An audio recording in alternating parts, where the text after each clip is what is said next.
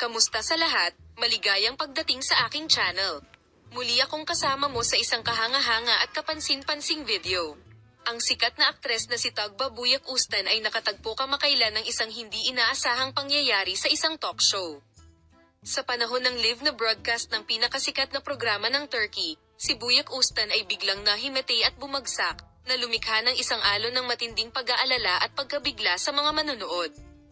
Naganap ang insidente sa oras na ang lahat ng mata at kamera sa studio ay nakatutok sa kanya. Habang sinasagot ni Tuba Buyak Ustan ang mga tanong ng host ng programa, bigla siyang namutla at nagsimulang manginig.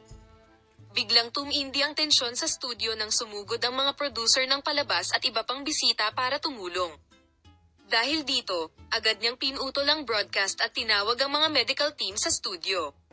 Sa oras na iyon, ang mga medikal na kawani ay dumating sa studio at sinuri ang kalagayan ng Grand Superior at sinundan ang sitwasyon ng malapit sa mga manonood at sabik na naghihintay sa harap ng screen. Matapos ang unang interbensyon ng mga medikal na koponan, huminahon si Tagba Buyak Ustan at nagsimulang magkaroon ng malay.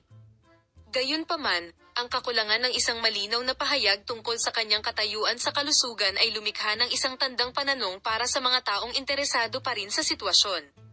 Agad na nagsimula ang mga haka-haka tungkol sa dahilan ng biglaang pagkahimatay ni Tuba Buyak Ustan.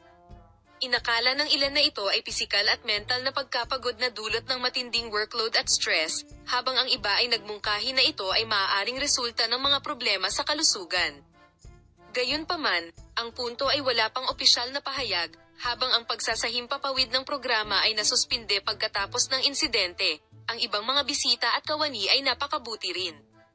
Ang mga producer ng programa ay gumawa ng press release kaagad pagkatapos ng insidente at inihayag na sila ay nagtatrabaho upang magbigay ng impormasyon tungkol sa kondisyon ng kalusugan ni Tagba Buyak Ustan.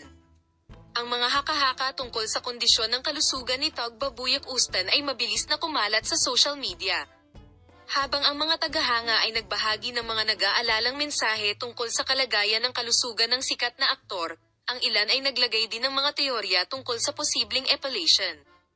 Ang mahinang pag-atake ni Tuba Buyak Ustan ay nagdulot ng malaking epekto sa media at sa publiko.